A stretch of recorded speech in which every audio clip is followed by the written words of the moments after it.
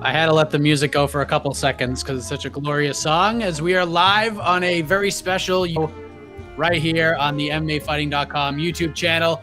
The event goes down tomorrow night at the Apex in Las Vegas, and it's a pretty damn good card, ladies and gentlemen. Fascinating main event that once upon a time had big stakes, but no longer. But more on that in a moment. We'll be live here for around 45 to pick up my kid, but thank you all for joining us. I am Mike Heck, being joined alongside the Prince of Positivity. Happy belated birthday to Alex K. Lee. How are you, sir? Oh no. Don't tell people about that. I'm not a child. I don't need to celebrate my birthday. I've done celebrating Patton Oswalt, I think many comedians is once you pass like 21, it's like, yeah, you hit 30, 40. But thank you. What I mean is thank you, Mike, and thank you for anyone else. Cool. I'm freezing a bit, but I'm good. Inglewood is good. So, yes. There we go. Of course, we want to get your thoughts on tomorrow, etc., in the chat, and we'll get to those in a moment. But first, AK, let us talk about this main event. A big one at 205 pounds between Thiago and Glover Teixeira. The reasons we were looking forward to this fight were the implications that seem to have been involved. Unfortunately, those are now off the table because the new light heavyweight champion, Jan Blachowicz, is going to have his first title defense against the middleweight champion, Israel Adesanya. Oh, my God, the language. Well, hold on. We got to be clear about something. 2-1, as Jose Youngs would say if he was here. That was wrong. I think we all want to see this fight. Secondly, the Blachowicz Adesanya matchup happened in March, which is even crazier to me. So the gears are in motion. I agree, but that's a long time away. I don't know if anything's official yet. But yes, the point does stand that the picture looked a lot clearer before that announcement was made. Because yeah, Santos and Teixeira, he's finishing fights. Thiago Santos, of course, a lot of people thought he won the John Jones fight. Again, like I said, we don't know how negotiations are going with the Jan Adesanya thing. I still think one of these guys, the win does matter a lot. Plus, again, we don't know. Guys fall out, guys get injured, and they become, contender 1A if the Adesanya Blachowicz thing goes as they plan. All right, AK a little positive about this whole situation for these. What are these guys fighting for tomorrow? Like, I mean, obviously they're fighting for a big win, but like the aftermath of it, is the prize the winner of Dominic Reyes versus Yuri Prochazka right now? Like, Dana couldn't have waited another week to make that announcement to keep the sizzle on the steak here. Yeah, it's just weird. It just seems like a fight. That's all. Both guys need to win. Both guys want to win. Maybe their main and that big paycheck they get. But yeah, I lost a lot of interest in this fight because I'm interested in to see it because it's a high level fight. But in terms of how it plays out in the order of the rankings, like whatever, they might. It's just weird. It's just weird. I mean, you kind of said it. I'm like, oh, cool, they're fighting. That's what this whole card kind of feels like to me, honestly. All right, let's look at the fight itself, AK, because Thiago Santos. Wow. I mean, they're good fights. I'm excited. I mean, but did it? You win, you stay where you are. You lose. All right, I guess.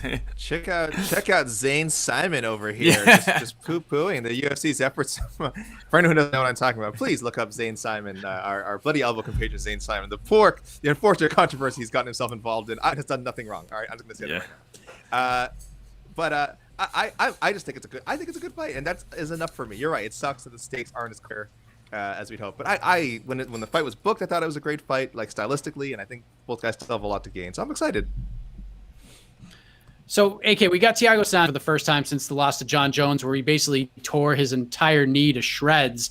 Still gave Jones a run for his money. A lot of people actually thought months or so for Santos. And then you have Glover Teixeira, who hasn't had a title shot in like 4.5 years, just turned 41 years old.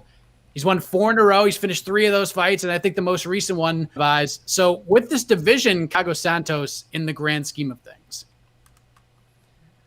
Oh, man. I mean, it would be tough because as much as people think that he, again, won the John Jones fight, technically it is a loss in his record. Once you lose 2 straight, it shouldn't, especially if they're competitive outings. Again, like we said, we all saw the John Jones fight. We all saw how competitive it was. I think Saturday's fight will be competitive, but that I think it could be second round, third round after both guys get to show kind of why they're viewed as such strong contenders. So I don't think 2 losses should knock him that far back. But when we're talking about, again, kind of the stuff we've laid out already, potentially Teixeira would be ahead of him in line. Then there's the Blachowicz Adesanya matchup, and then maybe John Jones comes back and fights the winner. You know, if Izzy beats Jan Blachowicz, and we get that grudge match that people have been hyping for so long.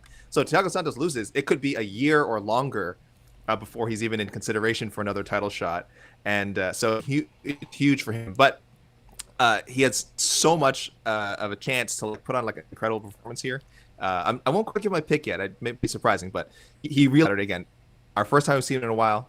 Absence makes the heart grow fonder, guys. So I think fans, if he gets a big win, will be very much lobbying for him to get, if not the winner of Blachowicz, Adesanya, depending what happens with John Jones. Yeah, and even if he wins, it still could be another year before he fights for the title. And if Glover Teixeira wins, then you're like, man, when am I ever going to get a title shot? But kind of building on what AK said, Casey, right now the odds here. No. You say Santos is the heavy favorite right now? Is that what you said? Over 2-1. Over 2-1. Yeah, minus 235. Yeah, that's weird. That's just weird. I don't know what to say about that. I'm picking Glover to win. Apart more, but dude, he's been out for a super long time. And Glover's Glover's just really good, and I think fans on users on Tapology are picking Santos too. So. Yeah, not a lot of love for Glover out there, I guess. I don't get it. That's just surprising. What about you? What about you, AK? I agree. I agree. I saw the odds earlier today, and it's just disrespectful. Like this reminds me a little bit of what happened with Whitaker and Cannonier. I was like, what's done? Speaking of Teixeira and Whitaker, what did these guys do exactly that made people lose such confidence in them?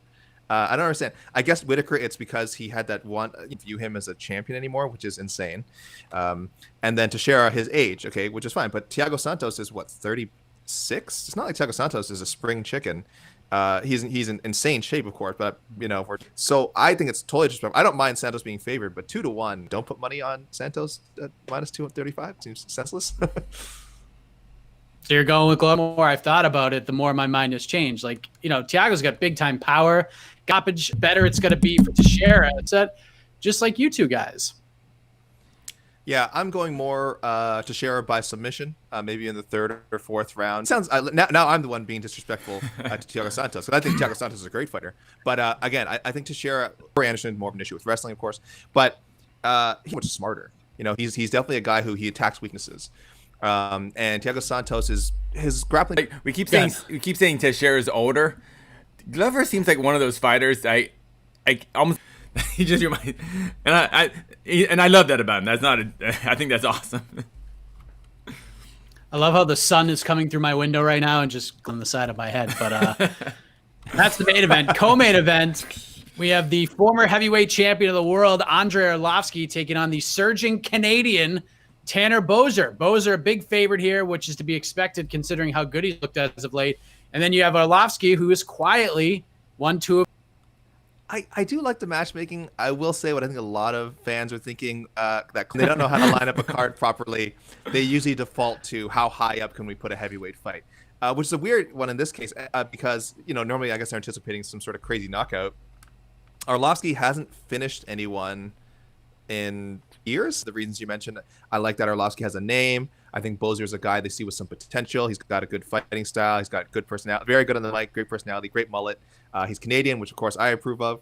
The pride of Bonneville, it's worth putting up there, I suppose. But I think Adelia and Jan should have got the spot. Casey, one thing about Tanner Boser, and AK sort of alluded to it, and you've seen it on What the Heck. The man tells it like it is. Like, he says what he feels, and the way he's approaching this fight is actually very refreshing to me. Dude, it's my time to shine. I'm going to be a champion by 2021. Like, no one would blame him if he said that, but that's not what he's doing here. He's saying that it's going to be a tough fight. And no, Tanner's playing it smart. Arlovski is one of those guys, like, you just you don't trash talk him. It's like kind of talking, it just doesn't make any sense. Like, he's obviously, I don't know if he's a UFC Hall of Famer, but he feels like he should be, but just for his longevity. So yeah, this is, I get why the UFC placed this on the co-main event, when clearly the Jan Claudia fight should be the co-main event. But I think the UFC is putting a lot of eggs in their basket for Tanner Boser. I think they see him as a future heavyweight star, at least someone who can move the needle. I don't know if he's a heavyweight. I don't know if he's ever going to be a title contender, but he's clearly a guy that will fight often. They can put him on any card against anybody, and they just like him. And he fights exciting. He's good on the mic, but not in a trashy way. Just he just kind of says it out, like you say. He's just even though he doesn't talk trash, he's authentic and coming from the heart, and not just kind of BSing answers just to make the media happy. So yeah, I like Bozer's approach to this, and yeah, if he just came out, and go, I'm gonna whoop up this old man, like nah, that's and like when fighters trap his skill set right now, it's smart.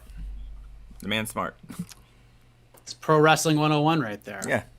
But that all said, AK, are we going with the Canadian or the former world champ here? Let me read off some Arlovski stats while I put off this pick. 33rd, his 33rd appearance is the most. He has the most UFC heavyweight wins, 18 and 13. One no contest.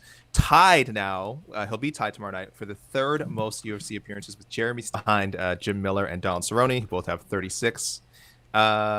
Fourth most UFC heavyweight KOs behind Kane and JDS at 10, Derek Lewis at 11. I think it's just a sensible pick. Again, Arlovski has surprised in the past. He has beaten guys who are young. I'd say he surprised against Taito Ivasa. The Walt Harris fight was a split. It was a very competitive fight, and a lot of people expected Walt Harris to just blow him out. That was overturned to a no contest, but it was a split when it was called. So he's been competitive. The Augusto Sakai fight, some people thought he won.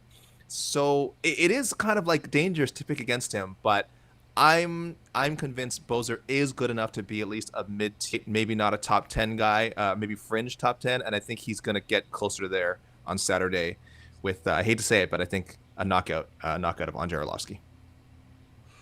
Casey, what are you going with here? The smart pick seems to be Bozer, but I can see Arlovski. This is like this kind of modern Arlovski. He's conservative, but he fights smart. He just he doesn't really put himself in gunfights anymore like that. But if Bozer, I think, comes out there aggressive, uses that small cage advantage, I'm pretty confident Tanner, Mr. Bozer will be able to finish Arlovski within first 2 rounds. Yeah, I got to go with Bozer here. I think he comes out kind of aggressive, but I think he's who had 15-1 in an 8-fight winning streak, 4-0 in the UFC with 3 finishes, still not ranked in the top 15. That's how good this division is. I certainly think he's a top 15 35er right now. He just doesn't have the number next to his name. He steps in on a very dangerous guy in Khalid Taha. Fun middleweight fight between Ian Heinisch and Brendan Allen. And then it kicks off with a great fight on the main card, the always entertaining 115-pound division, Claudia Gadelha versus Jouban. Plus Wire to Wire. You can also watch the main card on ESPN2. And you know what? Let's go to the peeps. You've heard us jabbering enough. I mean, you're still going to hear us jabbering, but the peeps will show us the way. So what do we got from the fans? One moment. Yes, hit us up. I thought I saw some questions fly by earlier, but I'm sure there's a bunch more now. Yeah, Bring and it on. yeah, just apologies to our commenters who continually to remind us that we haven't. Actually, I think it's my laptop. I think my laptop is screwing up because the connection's actually fine, but things are getting all quirky. Maybe you have to do some nerdy computer repairs after this. But let me take your questions. We're trying for you people. We're trying. Technology, people. Technology. This is how it is. It's the world we live in now. Ooh, too small. But yeah, we appreciate anyone sticking in there and leaving their questions. Ricky Simone. Did he cut his? Yeah. See, he probably would have been up there. But Tanner Bozer, almost has to be number 1 now. He has to have one. Nope.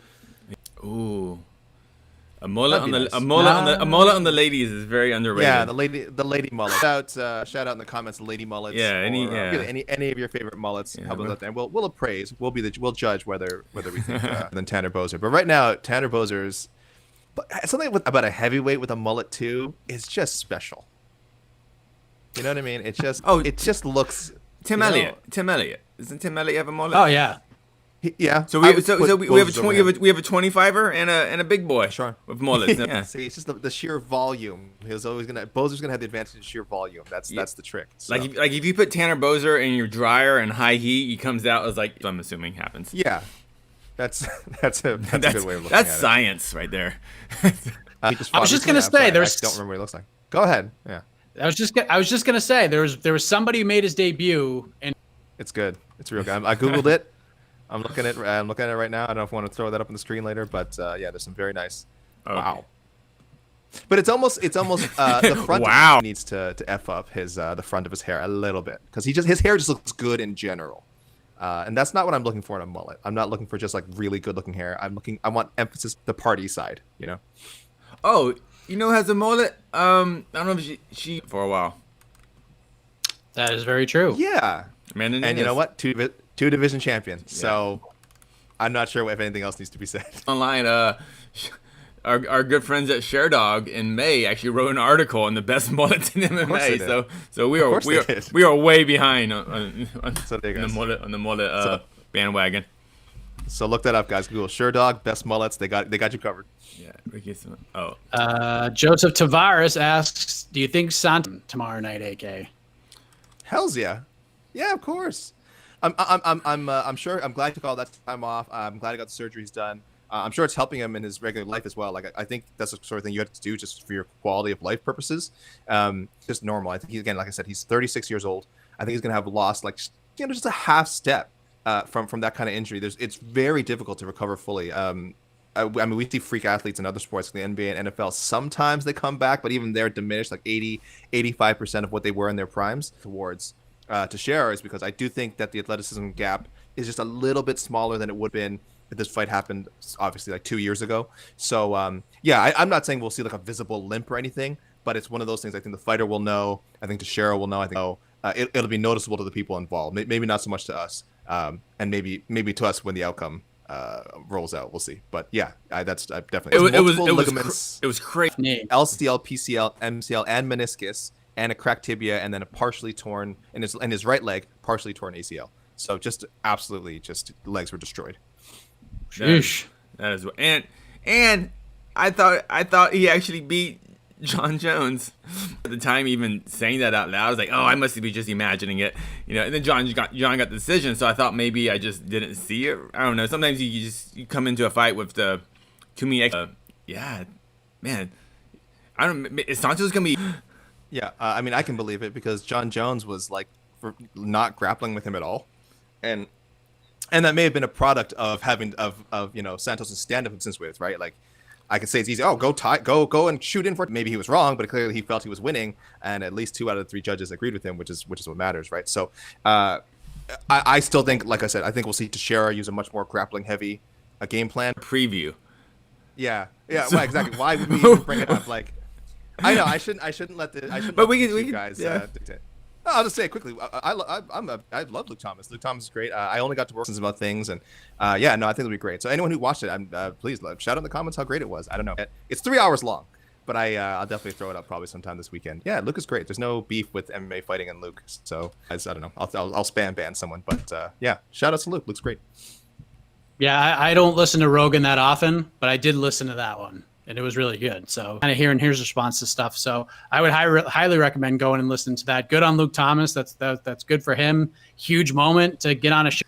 So good on him. Yeah, it was really good. It was really good. But this is, the Santos versus Teixeira preview show. It's not like we're dogging questions, people. Fight questions. Yeah. Come on. Fight questions. Come on. Yeah. What do you? Yeah. What is up? What is up with this drama? I'm still trying to stir up drama. But what this one is Khabib.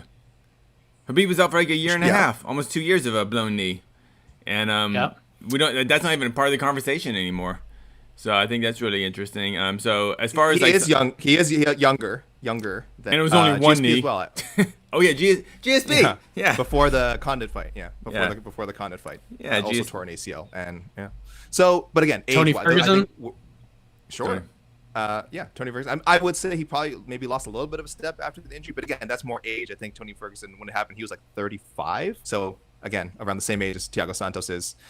We said Khabib. Khabib was when did Khabib have been? Like his late 20s, and GSP would have also been, I think, in his late 20s, early 30s. Mm-hmm. So it really has more to do with age, as much as the severity of the injury, of course, as we mentioned with Thiago Santos, just everything got torn up. But wait, which fight are we like? Do we think? Are we sleeping on like in a bad way, or what's our sleeper pick? Yeah, under the radar, under the radar fight of the night. That's how. Yes, he is stepping in short notice. Oh, is that what it is? Okay. Yes, Felipe Colares tested positive for COVID-19. So Anthony Bocek is returning to the UFC. One I have circled for under the radar. It's always good to see Giga Chikadze. He's taking on a newcomer. Kind of expect that to be a showcase fight. No disrespect to Jamie Simmons, just the way that it is. Darren Elkins fun because Elkins is just such a savage. You can't put him down. Can't hurt the man. He'll keep coming back. And Garrett Gordy, if you really like dissect this whole card from start to finish, it's sneaky good. It's a sneaky good card. It's kind of like a lot of great finishes, but it was a lot of like overwhelming favorites treating their opponents accordingly. I don't think we're going to see that as much here on tomorrow night's card. Yeah, I agree. I think all of us here got like almost the entire. We do our picks on the side. I think all of us got either the preliminary or maybe got one wrong. And it was a seven fight prelims, 6-7 fights last week. And yeah, there's so many heavy favorites. And if you just went chalk, this one, yeah, there's a lot more. Like you said, I'm all in on Romanov, but De Lima is real. Darren Elkins on a 4-fight losing streak. What? I believe he is on a 4-fight losing streak ever since his run of insane come, and then an absolute like super violent fight with Nate Landwehr, which some people thought won actually. He got busted up real early. And he was still just shocked by the Ryan Hall loss that there's no way he was going to his next one too. I mean, he's right. He was. I can understand being just still gun shy of facing anyone after the K1 level striking that Ryan Hall put on him. So, Casey, is he due by your math? You do like to say sometimes when guys are due on losing streaks. Is he due for a win? Is he a lock because he's lost 4 straight? Yeah. So if you've lost more than 4 fights in the UFC, I go you have to win your next one. So yes. Put all your money on the damage. That's my financial gambling advice for today is 401k. Okay, that's all right. This does not represent the views of MMA fighting. It's literally zero possibility Darren Elkins can lose 5 in a row. It just doesn't. The math doesn't work. It's like flipping a coin, right? Flipping five heads or tails in a row is like mathematically literally impossible. Unlikely. Literally impossible. To answer the original question, as tempted as I am, Brahimaj, it's going to be real good. If anyone hasn't seen Brahimaj, I think you can see a lot of his stuff on Fight Pass. I think he was maybe it was before Fight Pass, but I think you can see some of his stuff on Fight Pass and maybe on highlights on YouTube. But this guy's a really, really exciting fighter. And I think Max Griffin is also a guy to welcome him. So Griffin, another guy kind of looking to break out of a little slump. 4 out of his last 5. So again, by the Casey measurement, Max Griffin is due. Parlay. It's really good matchup. Allen coming off the first round finish. There you go. Allen coming off a tough fight against Dawkins. Heinisch coming off a little bit of an 85 rivalry here. Guys trying to make that next step. MMA with friends, think this is going to be. But yeah, it's super durable dudes. I can see him and I can just see back 14 minutes until one goes down. So I'm hoping for it to finish. But yeah. Brendan Allen training at Sanford MMA for this fight, leaving no longer. Well, I don't know if he's no longer with Rufus Sport, but at least for this camp, he was at Sanford MMA. Where's Brendan Allen will be 4-0. I mean, he might be a little bit he'll be closer. He'll be closer to a rank. Oh, is he already ranked? I don't think he's ranked. So, right? He will be. He's 3-0. He will be because Heinisch fight looks good. However, again, Casey, he's 3-0 in this. Is he due for a loss? I need to the math here. I feel like is important. I feel like we have to look beyond just the matchups and the analysis and really just read the tea leaves. Have to watch Heinisch Allen because you don't want to have fear of missing out of when Allen takes his first UFC loss. Guys, let's talk about the card. I see some questions being repeated. Okay, yeah, let's go ahead. Let's talk about the cards. Tan Gwyn shouted us on Twitter, so he's asking some Bellator questions. There was a couple. I don't know if he's still in the stream. Yeah, Tan, if you're still on there, shout us out. Oh yeah, we'll answer him. Tan here. Yeah, that's one of the questions he was asking. Media make a fuss about Bellator holding fights on tribal land when COVID cases and deaths are spiking. Okay, so there's not really a direct it's a very leading question. I think anyone who and for good reason. There was a lot of uncertainty there, but to their credit, to the credit, they have introduced a lot of ideas and a lot of protocols and things that a lot of other companies to be an overt fuss about Bellator specifically. I think just in general with sports, whether we're talking, MMA, whether you're talking about the NBA, college football, we have to have some thought into make sure is everything being done right, but. There's only so many articles we can write about safety protocols again, because that'd be a huge story, of course. But seeing as it's not the case, they do seem to be following protocols. They have a plan. They have a bubble. there's just no reason to make a huge fuss about it. Oh, and they're on tribal lands. Like it's a little bit obviously with tribal land. The tribes run the rules as they see fit. They still have to follow like CDC procedures and stuff, but in terms of like commission and is not as crazy, but still very good. And anyone who's tested can't really make a fuss about it. Yeah, to me, if Bellator was doing something on the tribal lands that you couldn't do, say, if you were doing the fight in Vegas, like they're not having fans in the arena, they're not doing something that's just, you can't do anywhere else. So they're following all the procedures correctly, and Bellator is paying for this arena, paying for hotels, the economy for the financials for that casino and hotel. So I understand Tan win, but I think Bellator is good. Yeah, Showtime Boxing, they're in the same spot too. Yeah, so they're running boxing events. They're just kind of intertwining. For her targeting the UFC, that was never the point of her. If you read any of her interviews with any nuance, it was the general issue of fighter rights overall. So when she was complaining about this stuff, you can throw Bellator under that as well. So I don't know if there's no conspiracy. It's not like she just got a new boss and decided to stop complaining about this issue. She talks about it constantly. Yeah. Do one more. Oh, one more. Thank you for the questions, Tam. Sure, absolutely. I think there are seven. Oh, I mean, I already questions. I don't really see too much here. Guys, this is your chance. Ask anything. Well, hopefully about this weekend's card. More. With that being said, God. Boy. Listen, stay positive out there. I know it's especially in the United States, things are very with the election and COVID and all that stuff. So hopefully MMA, we can use this as a distraction of some kind to just get us off the chaos and focus on fun stuff. Like MMA is supposed to be fun. We talk about this every weekend on to the next one. That's why we do these programs. So, if you have AMA type questions, save them for tomorrow because we'll be back here tomorrow night after the event to recap all with each and every single one of you. So we're getting out of here. I got to go pick up my kid at school. For AK Lee, EKC Leydon, I am Mike tomorrow night. Thank you for watching. Oh, God.